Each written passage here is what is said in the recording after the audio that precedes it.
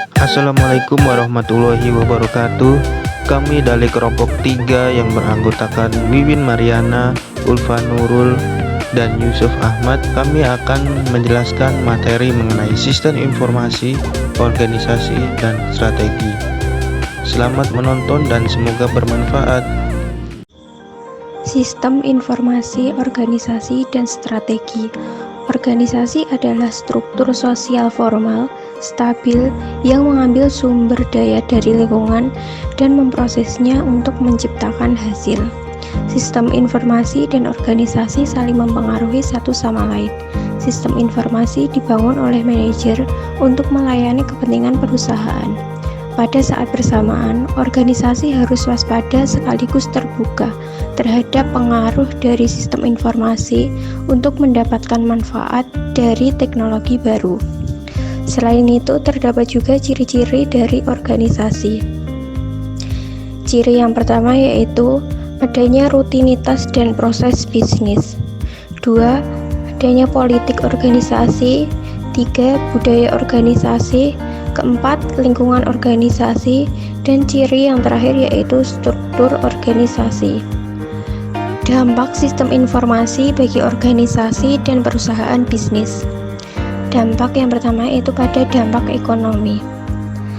Sistem informasi dapat dipandang sebagai faktor produksi yang menggantikan modal dan tenaga kerja tradisional.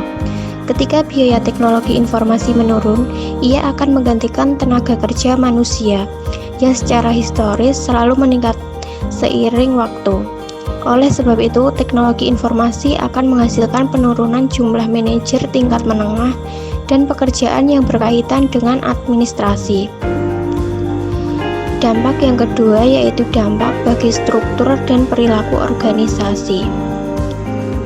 Berdampak pada IT, meratakan organisasi, kemudian organisasi pasca industri, dan memahami penolakan organisasi terhadap perubahan. Kemudian dampak yang ketiga yaitu pada internet dan organisasi. Internet meningkatkan kemampuan akses, kapasitas penyimpanan, distribusi informasi, dan pengetahuan bagi organisasi.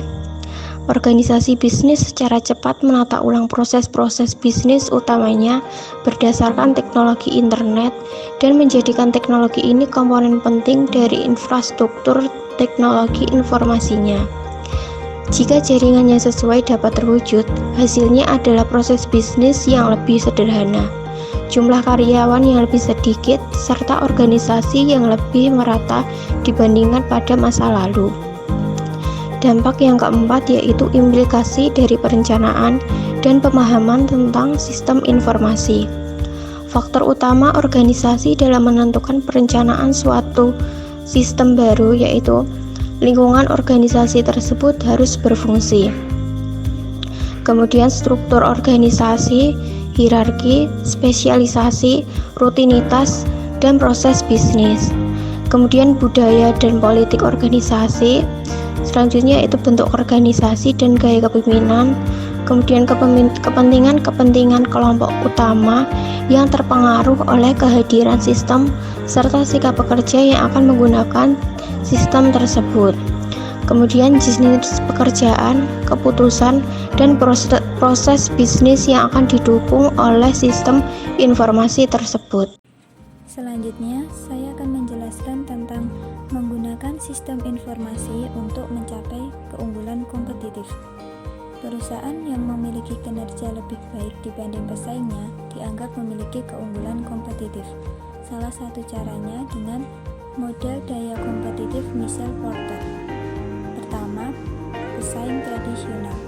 Perusahaan berbagi pangsa pasar dengan pesaing lainnya yang merancang cara baru yang lebih efisien dalam memproduksi, memperkenalkan hasil produksi dan layanan, serta menarik konsumen dengan mengembangkan merek dan mewajibkan biaya perolehan.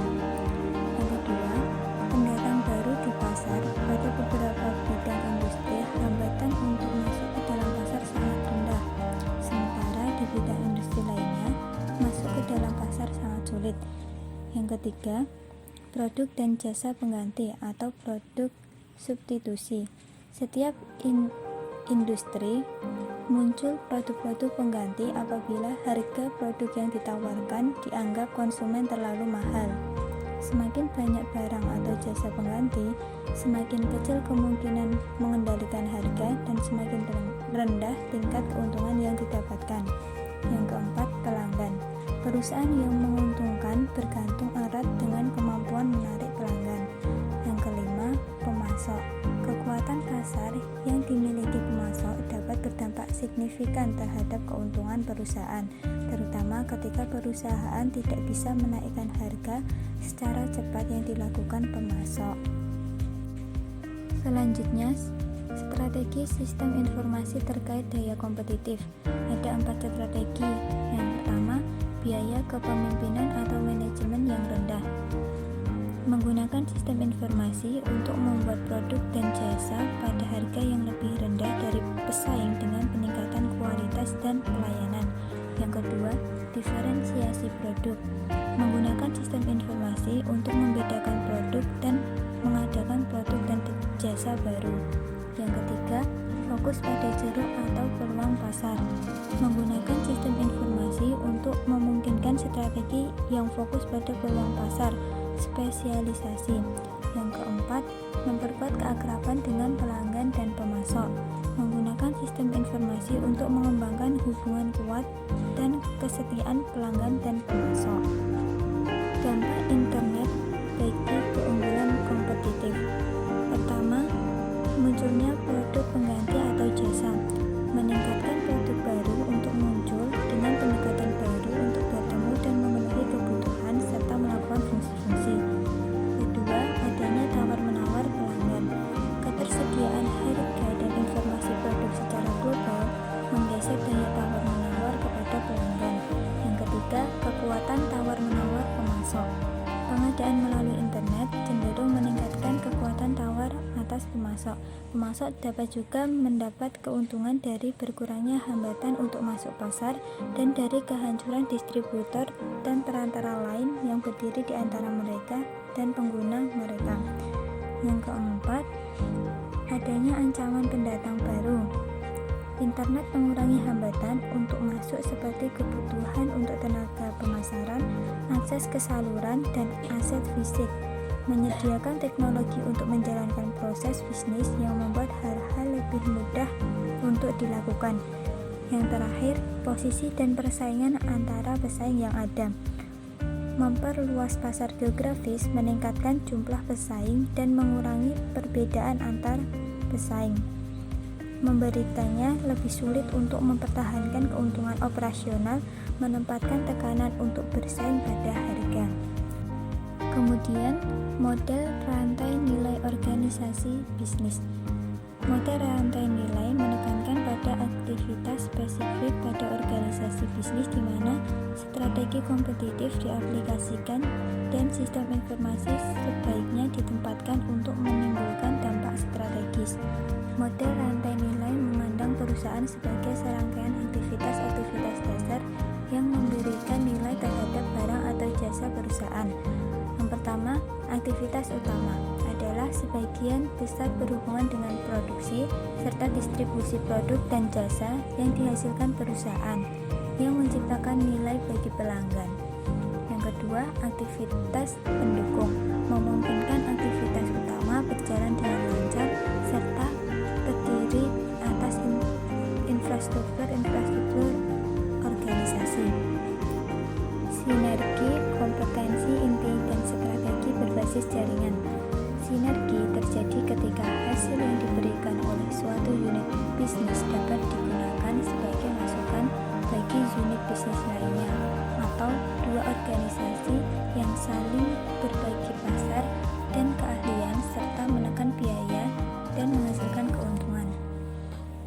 Menunjang kompetensi inti adalah suatu aktivitas yang dilakukan perusahaan yang membuatnya menjadi pemimpin berkelas dunia. Yang ketiga, strategi berbasis jaringan. Strategi berbasis jaringan diantaranya pertama, ekonomika jaringan, yang kedua, model perusahaan virtual, yang ketiga, ekosistem bisnis. Materi selanjutnya yaitu menggunakan sistem informasi untuk mencapai keunggulan kompetitif. Itu dibagi 3 submateri ya. Yang pertama, menopang keunggulan kompetitif. Keunggulan kompetitif yang diberikan sistem informasi tidak perlu berlangsung lama untuk menjamin keuntungan jangka panjang, karena pesaing dapat membalas dan meniru sistem strategis tersebut. Keunggulan kompetitif tidak selalu dapat dipertahankan. Internet dapat menggunakan keunggulan kompetitif lenyap seketika, karena secara nyata setiap perusahaan dapat menggunakan teknologi ini. Submateri kedua, menggandeng teknologi informasi dengan tujuan bisnis. Riset mengenai TI dan kinerja bisnis telah menemukan bahwa semakin sukses suatu perusahaan menggandeng teknologi informasi untuk mencapai tujuan bisnisnya, maka semakin banyak keuntungan yang diperoleh, dan hanya 1/4 perusahaan yang berhasil menggandeng teknologi informasi untuk mencapai tujuan bisnisnya. Sekitar 50% dari laba organisasi bisnis dapat diperoleh lewat penyertaan teknologi informasi dalam melakukan kegiatan bisnisnya. Lalu submateri ketiga yaitu mengelola transisi strategis. Perubahan sosioteknis tersebut mempengaruhi elemen sosial maupun elemen teknik dalam suatu perusahaan yang dapat dianggap sebagai transisi strategi pergerakan antar tingkatan di dalam sistem sosioteknis. Baik, sekian presentasi dari kelompok kami. Apabila ada yang kurang berkenan mohon dimaafkan, dan kami ucapkan terima kasih. Semoga bermanfaat. Wassalamualaikum warahmatullahi wabarakatuh.